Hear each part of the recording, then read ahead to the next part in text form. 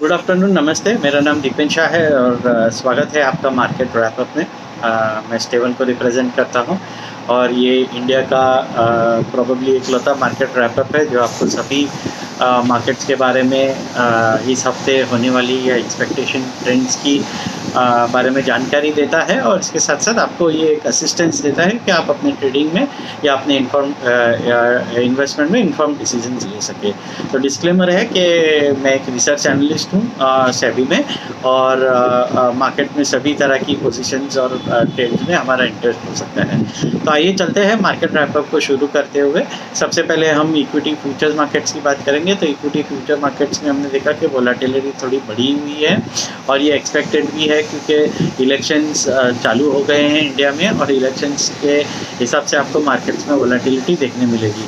इसके साथ साथ हम ये भी एक्सपेक्ट कर रहे हैं कि निफ्टी टेक्निकली जो 22,000 के ऊपर है, डिप्स आई थी 21,700, लेकिन 22,000 के ऊपर है। तो जब तक 22,000 के ऊपर क्लोजिंग देने में सक्षम रहता है तब तक बाय ऑन डिप्स की रणनीति ही अपना सकते हैं, लेकिन वॉल्यूम काफ़ी लाइट रखेगा बिकॉज वोलेटिलिटी इंक्रीज होने की आशंका है। इसके साथ साथ बैंक निफ्टी में भी थोड़ी स्ट्रेंथ दिख रही है। तो बैंक निफ्टी भी आप स्टिक स्टॉप लॉसेस के साथ कम कॉन्ट्रैक्ट्स में कम लॉट्स में वॉल्यूम कम रख के आप बाइंग की कोशिश कर सकते हैं। अगर ऑप्शंस की बात करें तो अगेन एक्सपायरी हफ्ता है तो प्रीमियम में काफ़ी वोलेटिलिटी, श्रिंकेज और इंक्रीज हो सकती है, तो उस पर भी आपको खास ध्यान देना है। अगेन जैसे हमने बताया कि अगर आपको निफ्टी फ्यूचर्स में थोड़ी रिस्क ज़्यादा लगता है तो आप निफ्टी के कॉल्स बाय करके चल सकते हैं एट करंट कॉस्ट। और इसके साथ साथ फिर आप ये भी ध्यान दे सकते हैं कि आपका जो प्रीमियम है वो आपका ज़ीरो हो सकता है, वो उसका स्टॉप लॉस रहेगा और स्टॉप लॉस से आप अपने निफ्टी पोजीशंस में जब भी आपको लगता है प्रॉफिट बुक करना है आप वहाँ पे प्रॉफिट बुक करके चल सकते हैं। कैश मार्केट की बात करेंगे तो हमने देखा है कि कैश मार्केट में काफ़ी डिफरेंट सेक्टर्स अभी ले रहे हैं, लेकिन कहीं ना कहीं हमने देखा है कि बैंकिंग स्टॉक्स में थोड़ी पोटेंशियल दिख रहा है। तो आप बैंकिंग स्टॉक में स्टिक स्टॉप लॉसेस के साथ ध्यान दे सकते हैं। हम पिछले हफ्ते जो फार्मा ट्रेड बताए थे उसमें काफ़ी अच्छा ट्रैक्शन हुआ है। ग्लेनमार्क फार्मा ने काफ़ी अच्छा परफॉर्म किया है।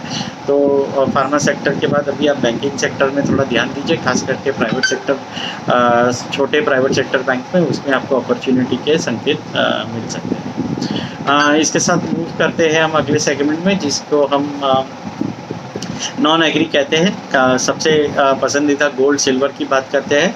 तो गोल्ड सिल्वर जैसे हमने कहा था कि प्राइसेस काफ़ी एक्सटेंड हो चुके हैं, ओवरशूट हो चुके हैं, तो थोड़ा प्रॉफिट बुकिंग का इंतज़ार करें। एक बार प्रॉफिट बुकिंग आने के बाद ही आप ख़रीदारी करने की कोशिश करें और प्रॉफिट बुकिंग भी थोड़ा ज़्यादा आने दें बिकॉज प्राइसेस काफ़ी ऊपर हो चुके हैं। तो गोल्ड अगर 68,000 के आसपास आता है और प्राइसेस वहाँ पे स्टेबल होते हैं तो एक बार हम ख़रीदारी करने की कोशिश कर सकते हैं। उसके लिए आप मार्केट रैपअप को फॉलो करते रहिए, आपको हम तभी बता पाएंगे। सिल्वर की भी बात करेंगे तो सिल्वर गोल्ड के जितना बड़ा नहीं है। जो डिस्टेंस था गोल्ड और सिल्वर के प्राइसेस में 10 ग्राम और 1 किलो के सिल्वर में, वो कम हो चुका है। तो हमारा मानना है कि वो शायद बढ़ सकता है। इसका मतलब गोल्ड में प्रॉफिट बुकिंग ज़्यादा आ सकती है, सिल्वर में प्रॉफिट बुकिंग कंपैरेटिवली थोड़ी कम हो सकती है। अगेन सिल्वर के सपोर्ट 78,000 के आसपास है, तो उस पर आप एक बार कोशिश कर सकते हैं अगर उन लेवल्स पे प्राइस स्टेबलाइज होते हैं।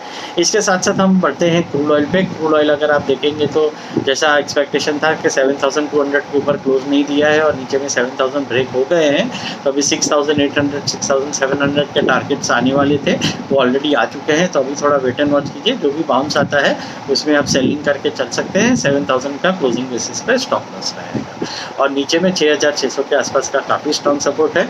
तो अगर 6,600 6,700 पहले आते हैं तो वहाँ पे आप मिनी कॉन्ट्रैक्ट में खरीदारी करने की भी कोशिश कर सकते हैं। मूविंग ऑन, अगर आप बेस मेटल्स की बात करेंगे तो हमने देखा है कि एल्यूमिनियम जो हमने एक्सपेक्ट किया था कि तेज़ी आएगी, वो काफ़ी अच्छी तेज़ी आ चुकी है। 20% के रिटर्न्स ऑलरेडी एल्यूमिनियम ने प्राइस में दिए हैं। तो आपको ध्यान देना है कि अभी थोड़ी प्रॉफिट बुकिंग आ सकती है बिकॉज कोई भी मार्केट्स अगर ज़्यादा एक्सट्रीमली ओवर हीटेड हो जाती है और बहुत ही जल्दबाजी में बढ़ जाती है तो कहीं ना कहीं वहाँ पे प्रॉफिट बुकिंग भी उतने ही रैपिडली आता है और प्रॉफिट बुकिंग में रिटेल निवेशकों को एक हायर लेवल पे फंसने का डर रहता है। तो आप थोड़ा अवॉइड करें, एक बार प्रॉफिट बुकिंग आने दें और उसी के बाद आप कोशिश करें अच्छा सा रिस्क और रेशियो ढूंढ के अपने ट्रेड को एंटर करने के लिए। अभी मूव ऑन करते हैं एनसीडीएक्स मार्केट्स पे, एनसीडीएक्स मार्केट से एग्री मार्केट्स पे। अगर आप एग्री मार्केट्स की बात करेंगे तो हमने देखा है कि जीरा जो है वो 19,000 20,000 के आसपास जो हम बॉटम एक्सपेक्ट कर रहे हैं उसी के आसपास अभी थोड़ा पहुंचने की कोशिश कर रहा है। 20,000 22,000 के आसपास स्टेबलाइज हुए हैं प्राइजेस। हमारा मानना है कि डिप्स में वो 19,000 20,000 के बीच में बॉटम बना सकता है।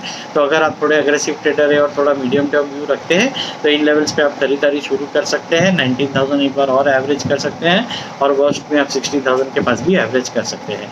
ये 3 सिनेरियोज में आप अगर एवरेज करके अपनी कॉस्टिंग को सिस्टमेटिकली नीचे लेके आ सकते हैं तो ऊपर में हमारा टारगेट 28,000 से 32,000 का लग रहा है।